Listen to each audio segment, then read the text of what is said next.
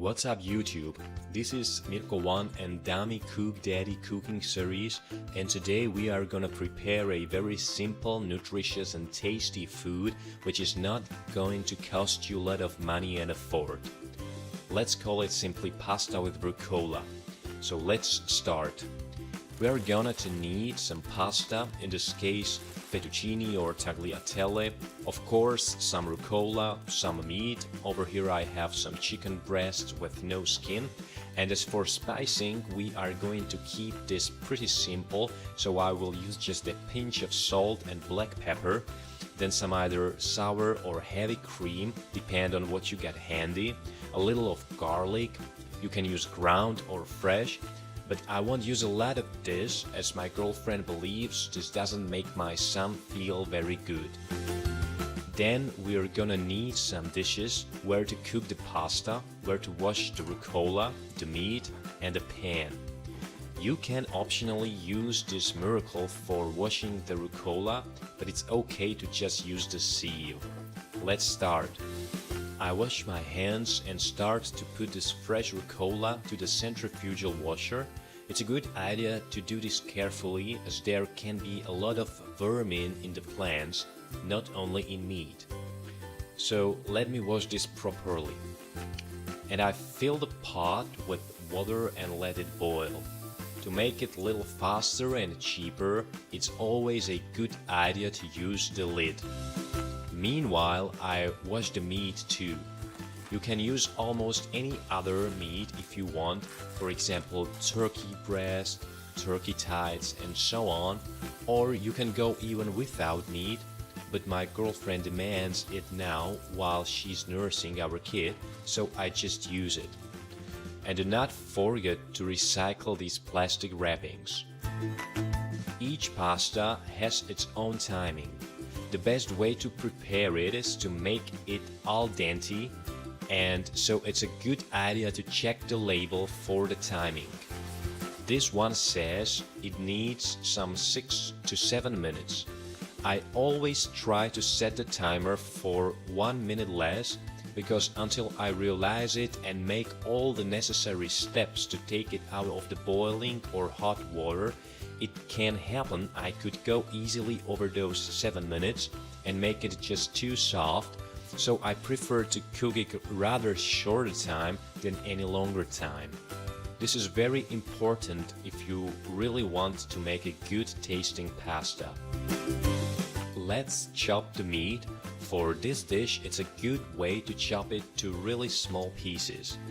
Very important thing is to have a properly sharpened knife. This will make your cooking really so much enjoyable and save you tons of hassle.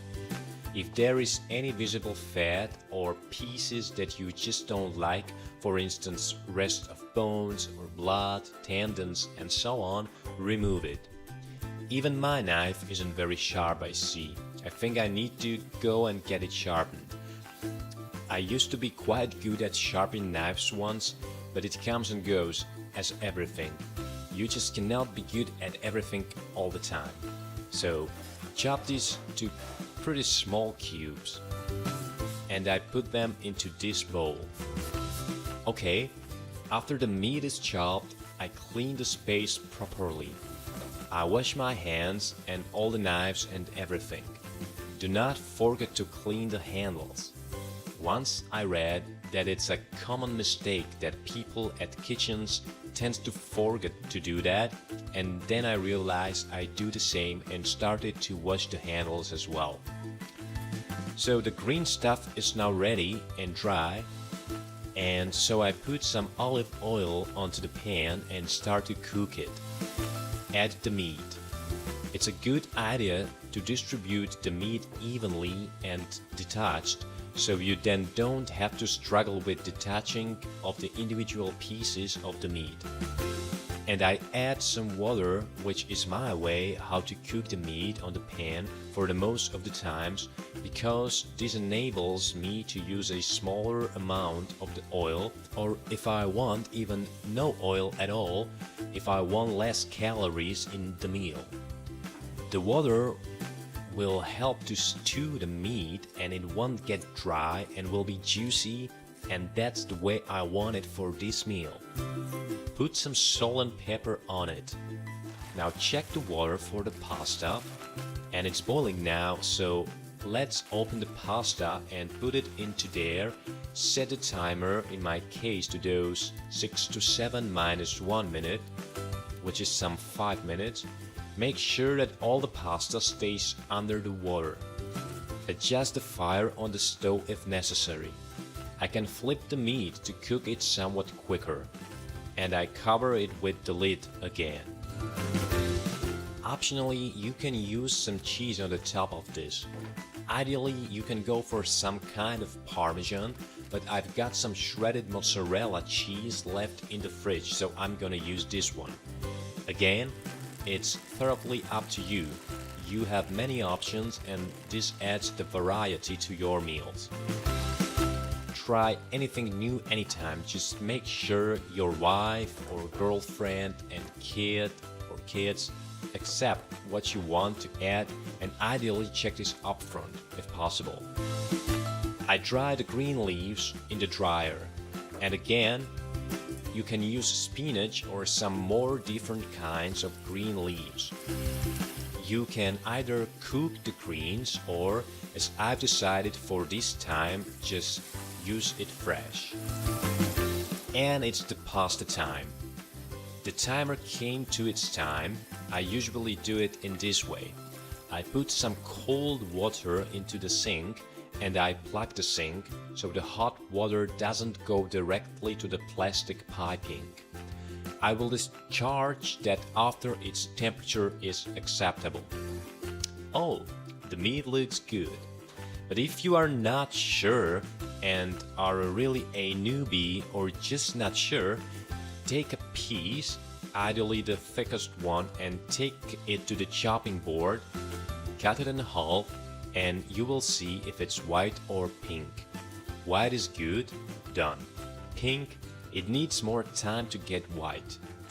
Talking about poultry, it's never good to serve it pink and undone, but don't do it also for too long, as it can get more dry than you would like it.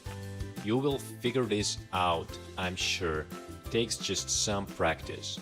See? White in the middle, but juicy too. Make sure that pasta is not sticking together. If it is, help it. You can let some water or olive oil through it and mix it. I'll add it into the bowl with the green leaves, add a little of that olive oil and toss. Yeah, then it needs to check out the temperature of the beverages too. Okay, when I'm ready with the pasta and fresh leaves, it's time to add the meat. I put some garlic there and mix it. Then I'm gonna add the sour cream. Put as much as you want, or no at all. I'm using this lactose-free, but this is due to me. Mix it up a little bit, turn off the stove and throw all what's in the pan to the bowl and toss. And boom! It's done. You've got some good 4 to 6 portions of good, healthy, nutritious meals. You can serve it in more ways too, either to a plate or a bowl, with or without that cheese. Enjoy your meal.